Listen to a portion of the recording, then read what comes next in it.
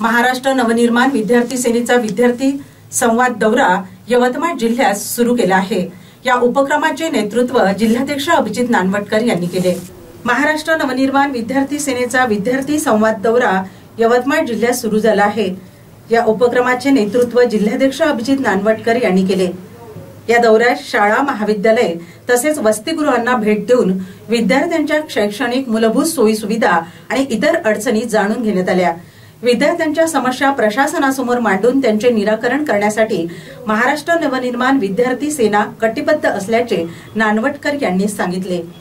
या अभिनव उपक्रमामुळे विद्यार्थ्यांच्या प्रश्नांना योग्य मंच मिळेल आणि त्यांना न्याय मिळेल असा विश्वास व्यक्त करण्यात आलाय। मी राष्ट्रीय विद्यालय शिकते। आम्हाला रेग्युलर बस नाही आणि माझं गाव साखरा आहे। आम्हाला रेग्युलर बस पाहिजे। रेग्युलर बस आली तरी 11 वाजता येते आणि आम्हाला डिपोवरच सोडते।